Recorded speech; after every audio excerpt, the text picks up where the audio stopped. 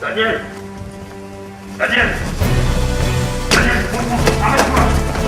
Tirez maintenant! Tirez!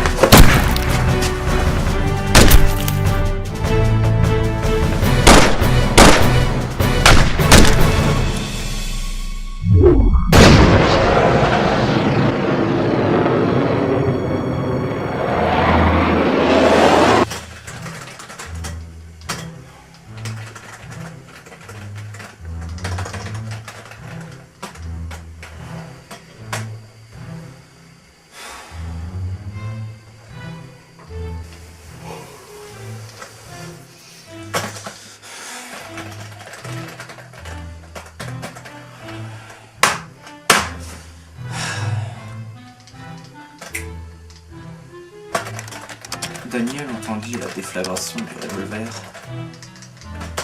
mais ne ressentit aucune douleur. Quand il baissa les yeux, il vit une tache rouge grandir sur son torse. Ah, bon sang! J'écris n'importe quoi.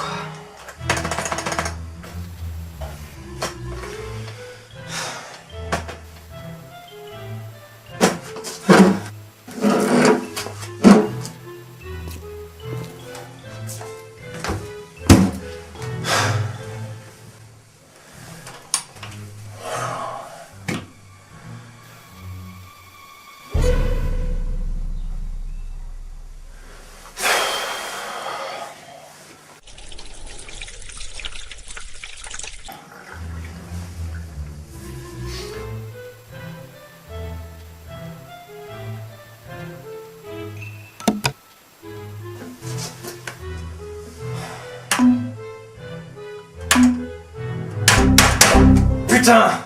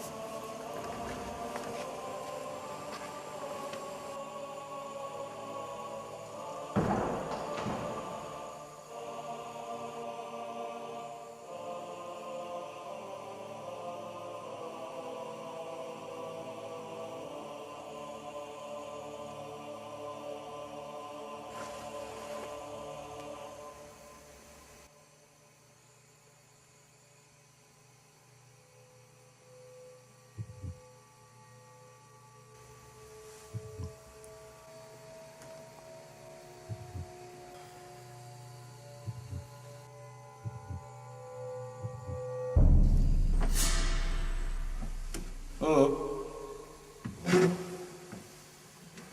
Y a quelqu'un?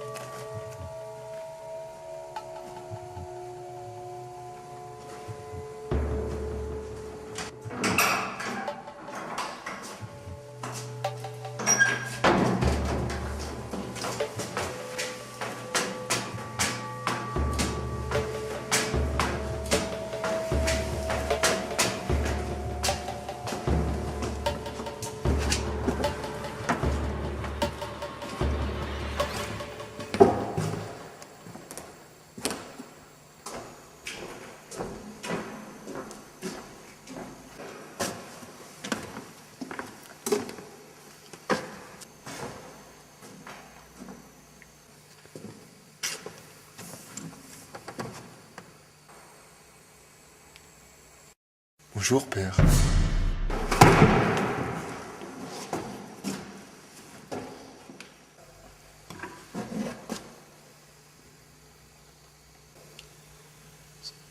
Ce visage...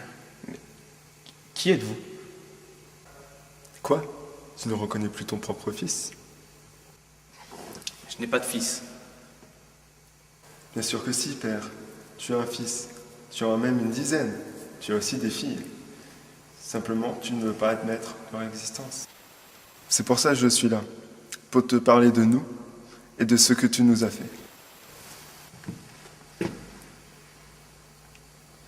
Tu as peur? Je n'ai pas peur. Vous n'allez pas m'effrayer avec ces conneries. Je n'ai pas de fils ni de fille. Je suis célibataire depuis des années. Vous vous trompez de personne. Jamais je pourrais me tromper. Tu es bien mon père, mais tu m'as pas conçu biologiquement. Je suis né un jour de décembre, tu avais 22 ans. Tu étais sur le quai d'une gare, tu attendais ton train, il est en retard à cause de la neige. Pour passer le temps, tu t'es inventé une histoire dans ta tête. Une histoire avec un garçon que tu as décidé de nommer Daniel. Tu m'as imaginé, père, et tu m'as aimé au point de faire de moi le héros de chacun de tes livres. Je dois avouer que pour moi, c'est un honneur d'être ton favori. Mais ce que tu nous as fait depuis tant d'années me révulse. C'est pourquoi je suis venu ici en tant que porte-parole. Porte-parole? Mais c'est quoi ces conneries? Porte-parole de qui? De quoi? Nous sommes nombreux. Nous peuplons ton univers. Chacun de tes livres dont nous sommes les pantins. Tu veux que je t'en cite un ou deux? Je ne crois pas que ça t'aiderait à me croire. Je ne suis pas ici pour te convaincre que je suis bien réel, ou que tu n'es pas fou. Non, je suis venu ici pour te convaincre. Te convaincre de changer radicalement ta façon d'écrire. Je ne comprends rien à ce que vous racontez. C'est parce que tu n'écoutes plus. Le succès de ton premier livre t'est monté à la tête et t'a rendu orgueilleux. Tu ne penses plus qu'à toi-même et au plaisir sadique que tu tires de nos aventures. Tu t'es persuadé que pour vendre, tu devais noircir ton univers, que ça te rendrait encore plus riche. Et regarde-toi aujourd'hui, tu manques d'inspiration. Et tu es sur le point d'assassiner ton personnage principal. De me tuer, moi. Tu ne sais plus quoi raconter. Père, et tu fais n'importe quoi. Non mais dis donc, mais pour qui vous prenez de me faire la morale comme ça, hein? Je fais ce que je veux de mon univers, c'est de la fiction, aucun de mes personnages n'existe réellement. Et si j'estime devoir les tuer, pour rendre mon histoire plus intéressante, je vais pas me gêner.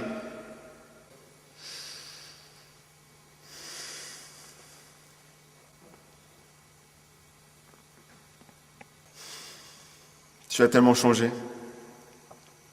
Je ne reconnais plus cet étudiant qui m'a créé en attendant son train.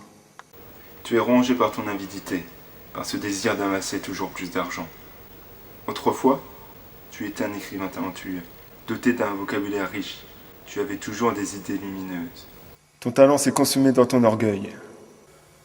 Au début, j'étais un personnage fort, heureux d'être un pantin sous ta plume. Puis tu as commencé à aimer me torturer, d'abord mentalement, puis physiquement. Peu à peu, tu es devenu le bourreau de tes propres créations. Tu dénatures ton talent, et tu le sais, puisque tu n'arrives plus à écrire.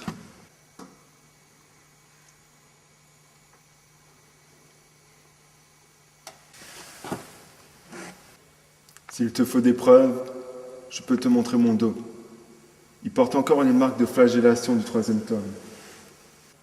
Et j'ai aussi les bras lacérés par ton 4e récit. Tu te souviens de ce que tu m'as fait? Moi, je n'oublierai jamais. Et l'idée que tu aies étendu ton sadisme à d'autres personnages me rend malade.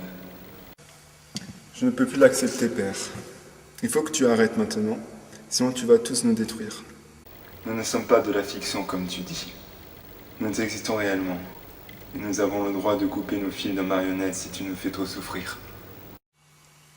Si tu n'arrives plus à écrire, c'est parce que plus aucun de tes personnages n'entre dans ton jeu. S'il te plaît, change ta façon d'écrire.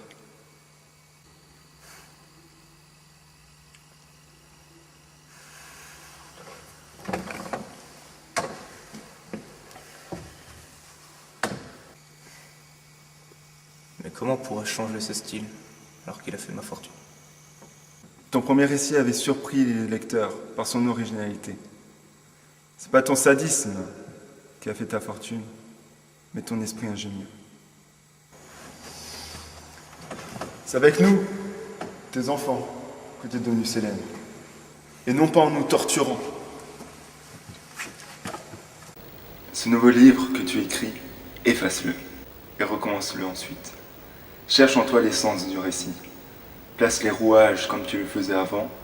Prends le temps de construire une histoire où tu auras des personnages dignes et fiers de jouer le rôle que tu leur as donné. Je sais que tu en es capable.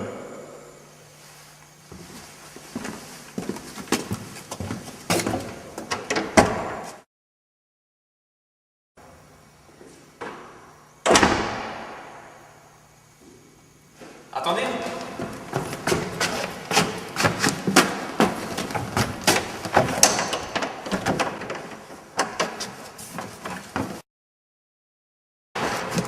Attendez! Attendez!